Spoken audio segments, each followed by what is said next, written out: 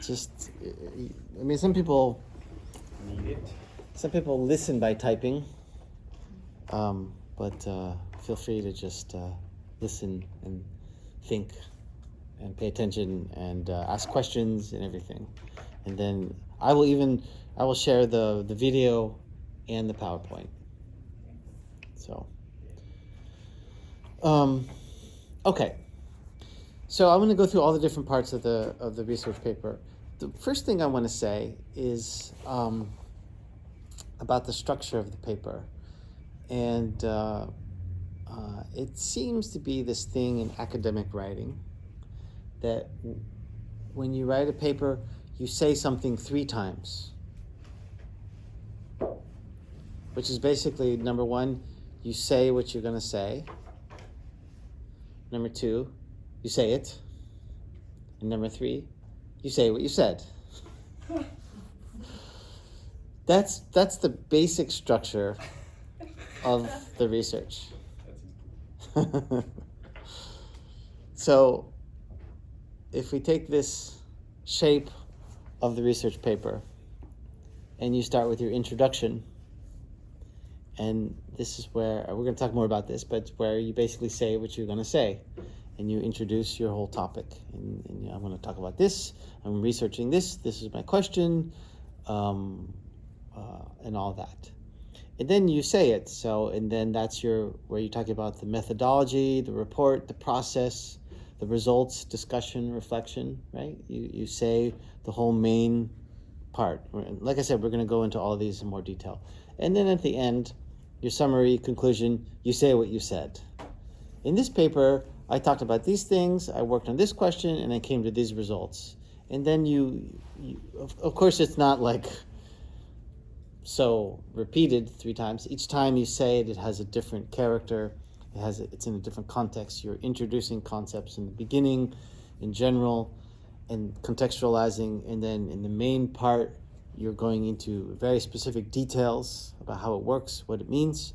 And then, of course, in the conclusion, that's where you give an overview and you bring it into other broader contexts and meanings. So you can see here, the introduction starts wide and then it gets narrow, right? Right. So you could say, well, I'm going to talk about bass lines in jazz, right? And then you're going to say, well, I'm looking at applying Baroque theory, Baroque figured bass to the way I'm structuring my bass lines, right? So we started broad and then we already got more specific. So this is why this introduction starts wide, gets more focused. Then we go through all of the main part, which is focused and detailed. And then you start with the details and then you broaden it out again at the end. So you contextualize and then you say, well, at the end, this kind of use of Baroque applications to bass lines could also be interesting for pop bass lines or for cellists or whatever. I don't know. You take it back out. So there's that kind of shape. Okay, so the shape is symmetrical. Many things of the introduction and summary conclusion are the same, but in reverse order. First sentence of the introduction to get in. The last sentence of the conclusion is to get out, right? So you're going in. And the process of narrowing and widening is crucial, as this is the way how the quality of the information changes between general and specific information, narrow and focused. Okay, so that's a sort of general overview. Can we go back? Yeah. Say what you're going to say, say what you said. Yeah. Is the methodology report process part of the say what you're gonna say? No. The introduction is say what you're gonna say. Everything in the middle is saying it. And then the conclusion is say what you said. Then the methodology is still a little bit hovering over just saying how you're gonna say it, I thought. Well, could be. Okay. Yeah. For I mean, reports, you have the results and you have the. yeah, it's just a general. I mean, yeah, it's a sort of general form. Yeah. We don't have to. It gets all blurred once you Yeah. put it all together. Okay, so the general structure of your paper is this. You're gonna have a title page. You're gonna have an abstract summary, table of contents, your introduction. Right, that's all the top part we saw. And then you have your main body, which is the description, argumentation, research strategy, methods, results, including discussions, reflection, right? That's going to be the main part.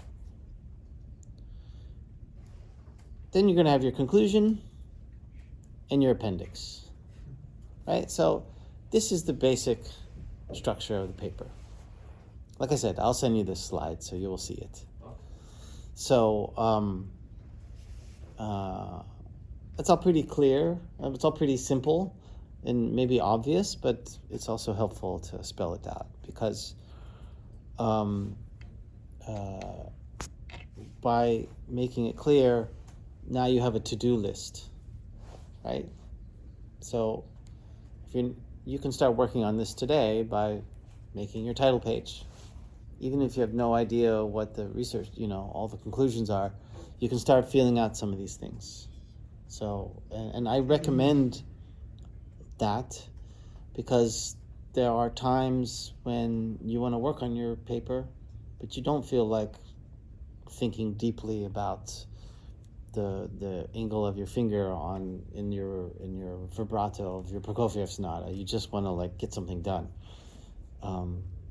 So then you work on the things that you have the energy for. Okay, so let's go a little bit into all these things. I see I'm out of order here. Okay, title page. The title page. These are the things I really would like to see on your title page, and people have been doing this in all different ways, and I kind of want to standardize it because it really helps the reader. So first of all, name and date. So when you turned it in, your main subject, flute, and your main subject teacher, alto baritone. So we know what you're studying here and who your teacher is. Who's your research supervisor? In this case, your mentor. Put them there. And then you have the title of the research. Your research question. Hey. And then keywords. Sorry. Keywords. I'm a little one behind. Yeah. Keywords. So those are a couple specific words related to your topic, so that people can look at those and know essentially what the general concepts are in your research. Also help for searching and finding it. Yeah, Delia. Can we put the keywords in this abstract part or just in You could. Yeah, you could put it at the end of the abstract. Sometimes people do that. That's right. Eventually you could put a picture or drawing. Maybe you have something. I'm gonna be very clear and methodical today, but I really want you guys to use your own creativity and expression and ideas about how to make it a nice research, because nobody wants to read dry academic research. We want something that's full of media and pictures and all that, and engaging, written in a nice style, all that stuff. So just like I say, you don't need to teach things, the information which is already out there. You also don't need to be we're not here to be academics. So if you have a way of speaking about your research, which is really personal and is really the way you talk about it, please allow that to come into the way you write. So you can't help it, but don't feel like you have to take all of your personality out of the way you present this information. on the other way around, I would say. Yeah. I think that there are some spots where there is less space for personality and some where there's more space. Yeah. I think introduction is a typical space where there is room for personality. Yeah. But there's like the main body, maybe there is a little bit less space. Well, you have to see. Okay. And I wouldn't put a rule to it. I can Okay. show you. I Okay. can show you one or two that are Yes. really creative. Yes. Okay, let's talk about the abstract. So, really clearly, an abstract is a summary, a condensed version of your whole project. By reading it, the reader should understand the nature of your research question and the research process, including the methods and the results. So, abstract is it's a condensed version of the whole research. So we know what you're researching, how you did it, and what the results are. It's not your motivation. So if you don't need to talk about that concert when you heard Baroque cello and you thought, oh, I could make jazz bass lines out of that. No, that's not part of your summary. This is an abstract. We call it abstract, so it's a little bit abstractly written. So this one you can be a little bit more dry, Yes. but also doesn't have to be. So the purpose of the research, identifying the area of study to which it belongs, the research topic that motivated the project, the methods used, conclusion and artistic results received. This is kind of a repeat. The significance of the research. Why are the results useful for you and for others? That could also be something to put into your abstract. What is new to your understanding as a result of your inquiry? So, I learned that Baroque music could be really inspirational for my modern jazz playing. And I think this could be helpful for other bass and cello players around. And perhaps could be even interesting for Baroque players to translate the information back to them. Yeah. Of course, I'm making this up, but these are the kinds of things you might put in there. Okay, so that's your abstract. You can Google on the internet how to write an abstract, and you'll find all kinds of web pages. Maybe you could even throw your whole paper into ChatGPT and ask it to write an abstract. Yeah.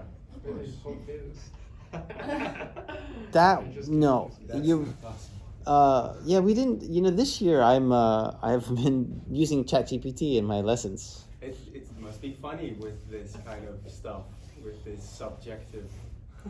Well, listen, I'm never worried about it being a danger that it'll write your whole thesis, because artistic research is by definition personal, subjective, individual, and ChatGPT is just taking from what it reads on the internet. So, but it can be a really great tool for finding contextualization, for understanding concepts. If your research question was how can I apply Baroque figured bass to my jazz bass lines, I would definitely ask GPT how to do that, and it'll come with a bunch of suggestions. Let's say it comes with 8 suggestions, 7 of them you already knew because they're obvious, but there'll be one that you're like, oh, I didn't think about that. These kind of things are happening to me all the time with ChatGPT. So I use it as a tool, but it also takes a lot of energy to use it correctly. We could even do that. Maybe in the next class we could take a section on how to use ChatGPT. I had quite some sources that it told me that was just easy for him, of course, or her. So like 5 books. Yeah. So that was really fast, and furthermore, it said, "I have no opinion about this stuff. This is music. That's you Right. Yeah. Right. So the bottom line is it can tell you a lot of things, but it can save you a lot of time, but it also costs a lot of time to use it correctly. So that's kind of my takeaway from it. But let's not talk more about that. Maybe in the next class in a month or whenever that is, we will take a moment and get more specific into that. Okay, introduction. So I'm just kind of blowing through these part by part. Listen now, and then maybe when you go to write it, you could come back and listen to this again. So your introduction is basically the aim of the paper and the research. So like I said, you start broad, and then you narrow it down. So you need to introduce us to your topic, to your question, to the whole situation. You also need to talk about your motivation. That concert where I heard Baroque cello and I thought it was so jazzy. You give us the context of the research. So I'm a jazz bass player and looking to innovate my approach to walking bass lines, for example. You start general and you go more specific.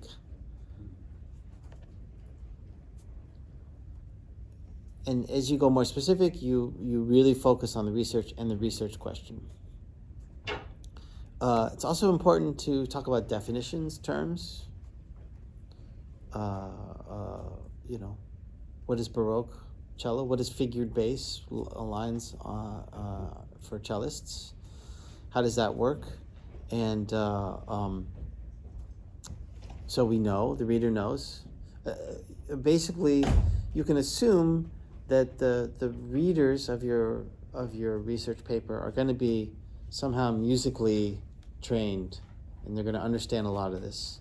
So you don't need to say what is a walking bass line, or what is the contrabass, right? So basic stuff. So you can assume that there's a lot of knowledge already known, but there might be some things that you really do need to talk about. Say, well, figured bass was largely an improvised, although they gave the number. It started out being improvised, and then the composer started putting the numbers there to be more specific. You could talk about that, and then you could say, well, I see figured bass as a sort of a straight line into the way jazz bass players work with chord symbols.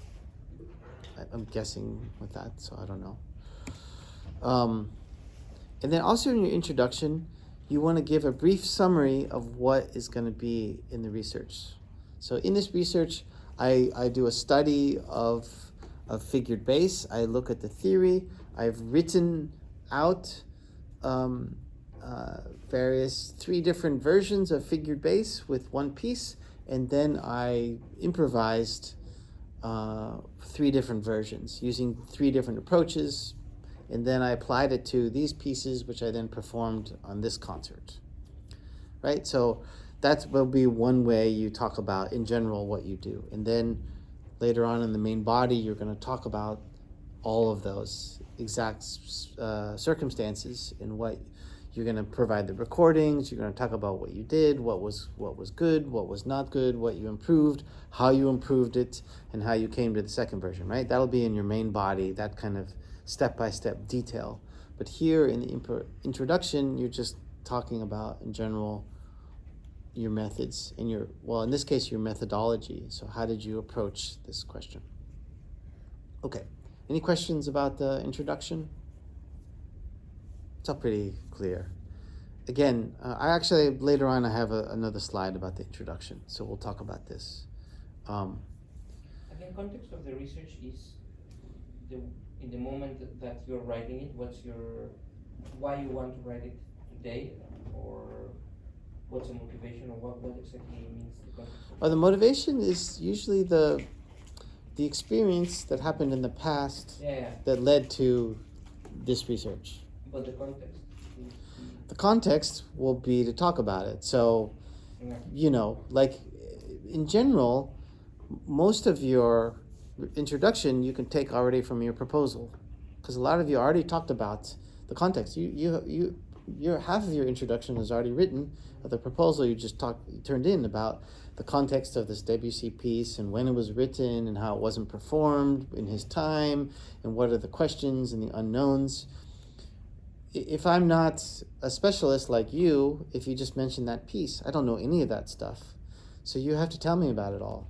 Mm. So that's basically the idea, or de blah, right? So when was it written? And One question: can we put the context of the piece in the main part?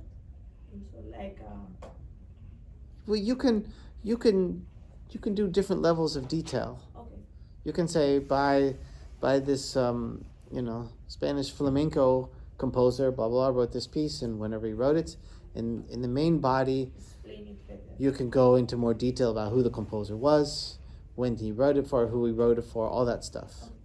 So, but a general context to know that we're talking about a 20th century flute piece written by a Spanish composer who had influences from flamenco, that you can put in the introduction.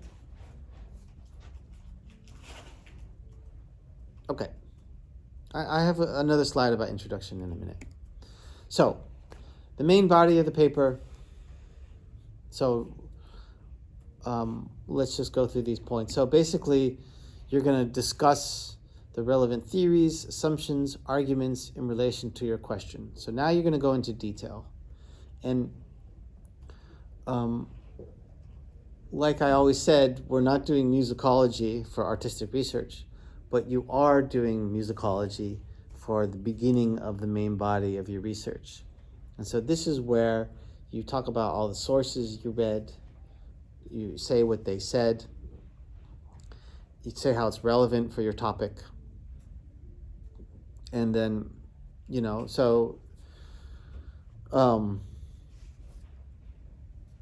our knowledge of figured bass interpretation comes from three main treatises, which are this, this, and this, and the first one says this, basically, and the second one says this, and the third one says this. So then you might take half a page for each one of those, right? So there you are talking about the background information, relevant theories, assumptions, arguments, all the data collection. The main practitioners are these. Maybe show some videos. And what's really important with all of this is that you're constantly analyzing all of that information and relating it to your research question. So, like I said, I'm not going to try to teach anyone anything about time in my research on speed, because it's already out there. But any information about time that I need to explain what I'm doing with speed, I need to put it here. So when we look at time, there are two main ways to look at it, either prospective in the moment or retrospective, and that has whichever one you're looking at has a great bearing on how you interpret duration, for example, right? So I might say something like that in my introduction. But I'm not going to start talking about, well, time is a really interesting facet when you look at the age of planets and the stars compared to the age of a moth or something like that, right? We could talk about all of these topics forever and say all of these interesting things. No. Only say information which is directly related to your research question, that has a relevance for it. That's really important. And as you're reading, as you're deciding what to put in here, because you've read all that information, and you've probably had a lot of little side trips about, oh, that's really fascinating. Oh, wow, the history of flamenco. Actually, I didn't know. And then you start going and listening to all these great flamenco guitar players and totally becoming a semi-expert in flamenco guitar player. But then when you go to write your analysis of the flute piece, most of that has no relevance. So then you just say, okay, I'm an expert on flamenco, but I'm only going to choose, the whatever influence was of the composer that's relevant to help me with my interpretation, for example, right?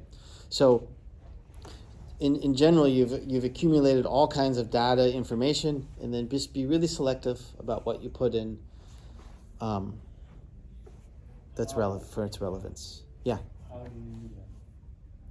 Well, really easily is you all the information you put in there should be reflected upon And in that reflection, basically what you're doing is you're tying it to your research question. It's helpful to know that he was a fan of Paco Peña, when probably not, because that was before his time, but whatever. Because some of the rhythms that he liked to play, you could see that in the flute line, for example, right? So then you might say, but if there were 10 other flamenco guitarists, to continue this example, who are not relevant for this composer that you know of, then, and that you know a lot about because you're interested in it, you still don't put them in. So what you're doing is you're putting the information, and then you through reflective writing and talking about it, you're directly tying that to the research that you're doing. That's the whole point of all the information you put in there has to all be, the function of every sentence should be clear in how it works towards your the research question that you're working on in some way. Yeah, Anna. For example, I made two analyses of two pieces, and I focus maybe on one. Yeah. But then I can say, maybe with examples, I explored also another piece, and if I relate it to the piece where I'm deeper in, that's also something I can do. Yeah. You could say, for example, in order to find this information, I analyzed two different pieces. Here's the first one, here's the second one. After looking at the results of the analysis, I realized that the first pathway was not relevant for what I'm doing.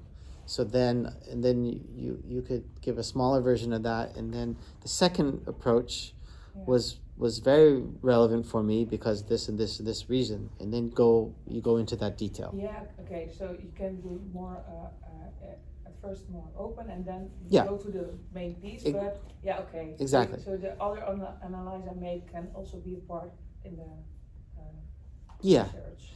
Yeah, so that's a really good question, because you don't only put all the successes. You also can talk about the failures. That's maybe too strong a word, but you can talk about the pathways you explored which were not relevant in the end. So that we know that's also part of the research process, is the times that you took turns.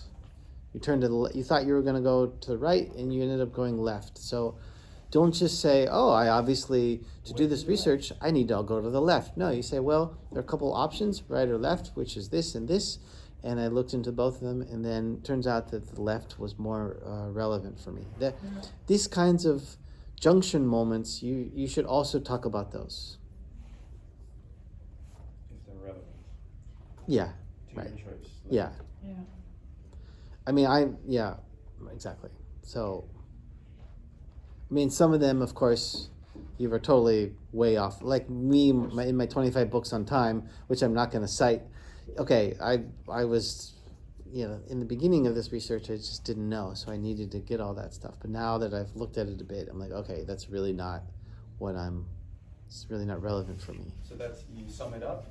No, I'm not going to. I've read like multiple books that I'm not going to mention.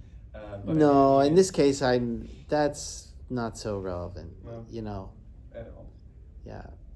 So there's also things that you don't need to put in. Yeah. But if there's some, in this case, where there's a sort of logical approach to some question, and there are a couple of options with that, then you could talk about what those options are. And the thing which I'm running into when I'm talking about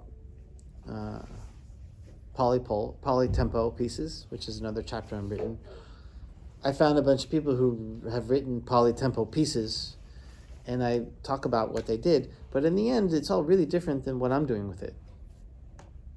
So, and this is also the way it goes with the artistic research, I believe. The more you go specific into your art, the farther you go away from other people. So it becomes, you start to approach that moment where you think, well, is this even relevant? Because it's so different. Yeah.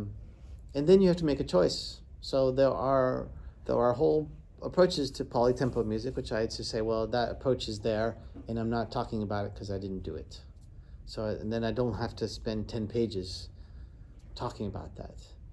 So the choices between when you need to talk about the options and when you don't need to talk about the options, that's not always black and white, and you have to figure that out for yourself. And I can always help you with that. So you're also developing an argument that leads to answering your research questions. So this is that step-by-step process. What did you do to arrive to your answer?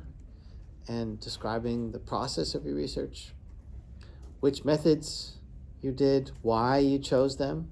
I'm kind of just repeating things I've already said, basically. Always related to the research question. So, okay. So this is basically the main body. It's all kind of a little bit vague because all of your research is going to be different. You all had different questions, different methods, so it's hard for me to tell that exactly. But in general, you need to tell the story of the research, what you did. You need to talk about all the specific contextualization information.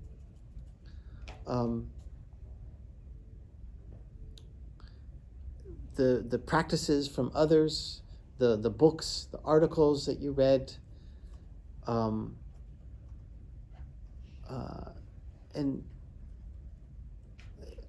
so all that information needs to be in there. So basically, you're telling that story of what research you did, and as you go through that, you're pulling in all these references. So this is where you do a lot of footnotes and references. You put videos.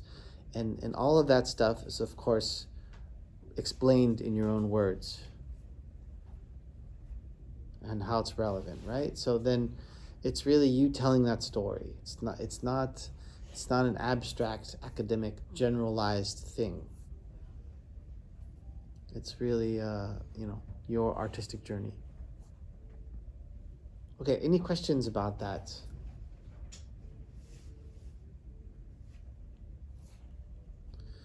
Okay. Reflection. I kind of already said this, but reflection is the glue throughout the whole paper. So as you're telling that story, it's you telling about your thoughts, your reflections, your experiences, your decisions, your questions, and you're more or less trying to tell it in a step-by-step method, right? So I started there, and I went to there. That's why we do this reference recording. So hopefully, at the beginning of the main body, you'll put your reference recording, maybe even in the introduction, and then you say, "This is where I started out, and then I did all this research, all this experimentation, all this learning, all this development, studied all this stuff, and now I have a new version." And that could be at the end, either at the end of the main body or in your conclusion. And it's all tied through with reflection. All the information needs to be presented with the context of how it is relevant to your research question. You are telling the story of your research. This all kind of repeat. Okay. Here's something which is also important with artistic research. No, nothing. Question? No, I said. Comment? I made my drawings for the presentation earlier than the in-house. Oh, okay. Yeah, I'm going to show you some examples. Yeah, some really nice like, drawings. That's something I'm going on. Yeah. Okay. Yeah. Great. Sure, but yeah. Do that. Yeah, I did. That's useless.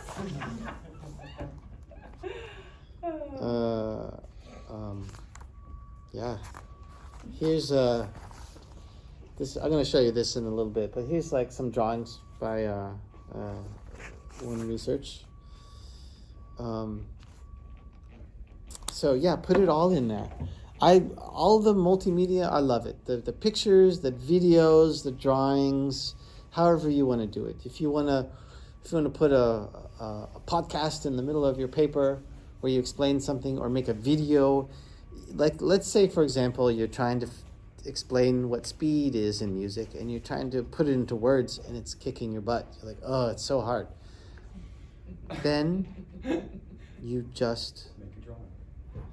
make a video which demonstrates different approaches to speed. Right? Boom. Now you've already got some sort of, oh, okay, I get it. You can do things at different speeds, and it has a certain effect. Like right now, all of a sudden there was tension in the air, like when I started to speak slowly, like what is this? And so I could talk about that effect. If that's helpful for you, do it. Don't bang your head against the wall trying to be Shakespeare. If you can just get your violin out and show it, you know. Did you have a question? Just this multimedia is also for the paper, or is just for the presentation in the end? You know, No, for the paper Okay. and the presentation. I didn't know. So that would be YouTube links. YouTube links, absolutely. You can put it in a Google Drive, That's a good one. whatever. Yeah. Smart. This year, the first year, I'm asking them all to do their proposals in Google Docs. Because as all of you know, I was giving you PDFs where I would mark in red my comments and stuff, and it's really clumsy. Whereas Google Docs is really easy for commenting, and then you can, it's also works well as a sort of to-do list, all the comments, and then you fix it and click it away. So I would love it if you also would do your research papers in Google Docs. You can put all kinds of links. You can send me the link, and then I can just read it and add comments, and then we can go back and forth. My comments can be seen by your mentor. It works really well.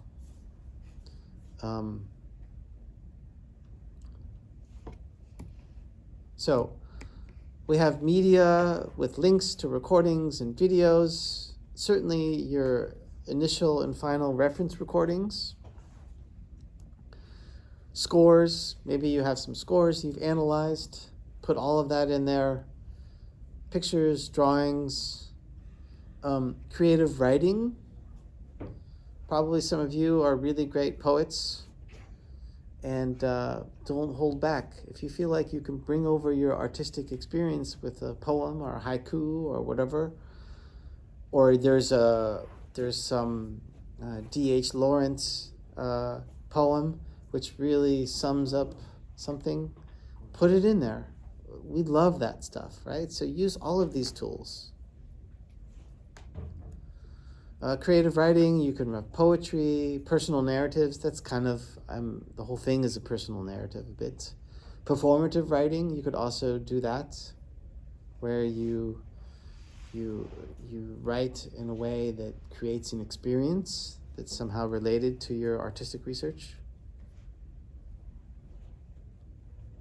All of that's good. I also really am happy for creative layouts, and I'll show you some examples in a minute. We're going to go through a bunch of examples so you can see. Okay, so just keep that in mind. So please, I mean, if you just want to make really simple text on paper with a couple of links, that's also fine.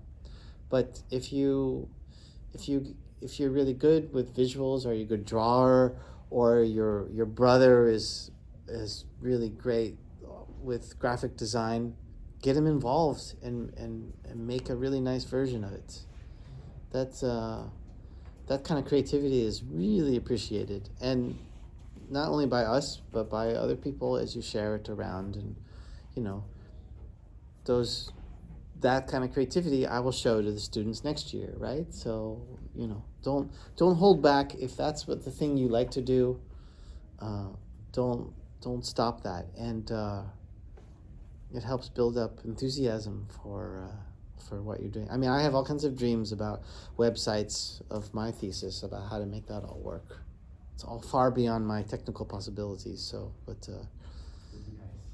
maybe one day I throw some money at it and then get someone who knows how to do that to do it. We'll see. Okay, so that's the creativity. Let's talk about your appendices. So this is right after you've gone through the whole body. You've had the introduction, the main body, your conclusion. Then you have the appendix, where basically you have the reference list. In the protocol, there's some guidelines about footnotes and all that, so you can follow that. I'd also like to see your network.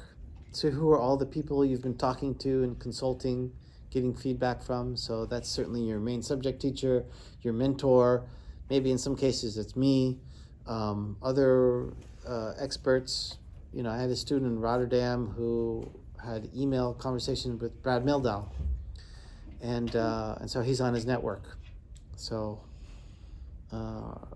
whoever, put that there. Yeah. Is it like if we do an interview, then we? Oh, never mind. If you have interviews, which I think you all made for your proposal, and you have it transcribed, put the full text here. So all of that stuff. Also feedback on your recordings. So you put it here. My teacher thought this and this and this. You put it here. So the appendix, it's like reference.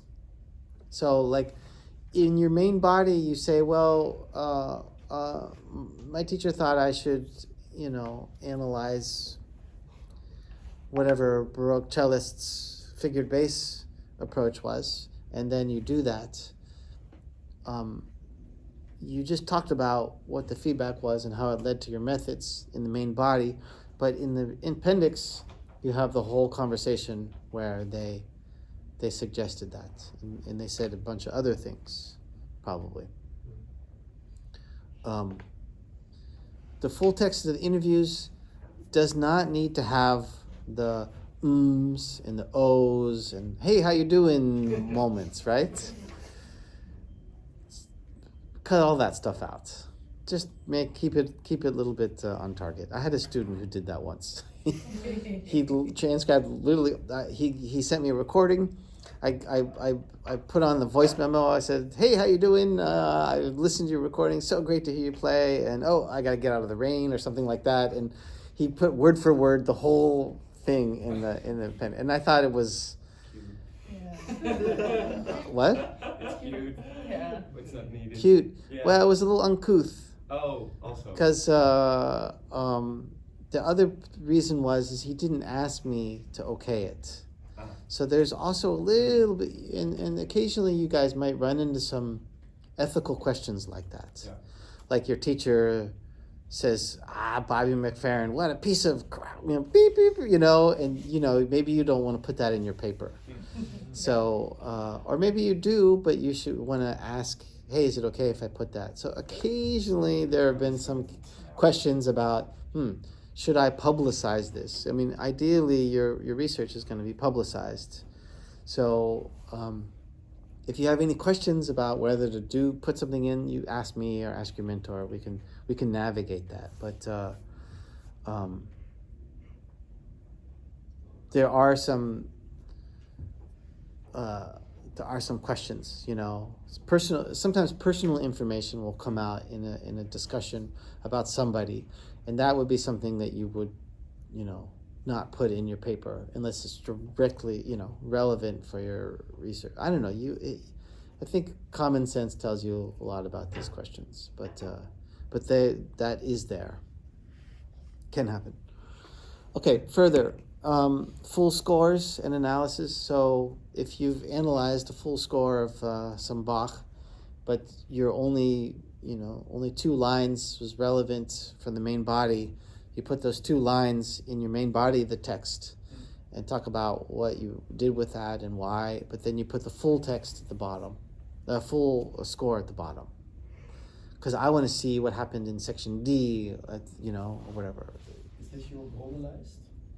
No, Is that something else? the Bronnenlijst is the reference list It's not there yet, right? Oh yeah. at the top. Yeah. So this is in whole. This is where you can scroll down to see the context of what we dissected. Yeah.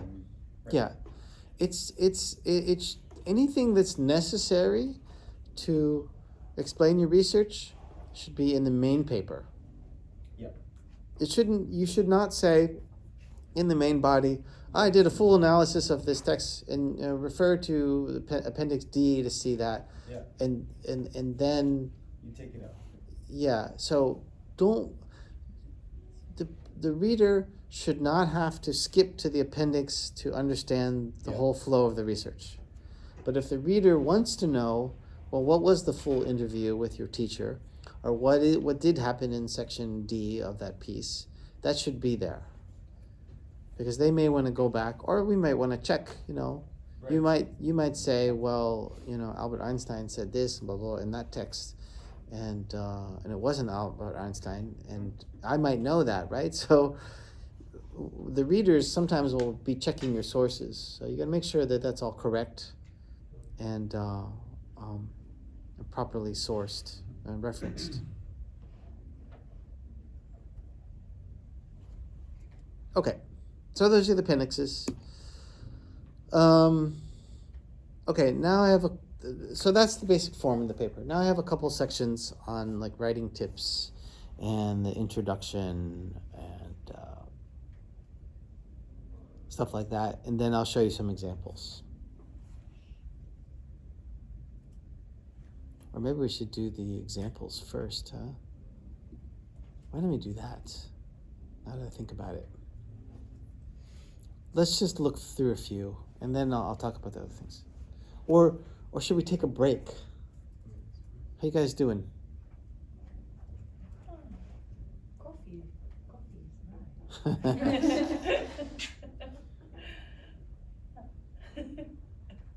I don't know. Let's do it. Let's take a 15-minute break. Yeah. Then I'll come back, show you some examples. We'll talk about a couple other things, and then maybe we'll hear from you guys where you guys are. Okay.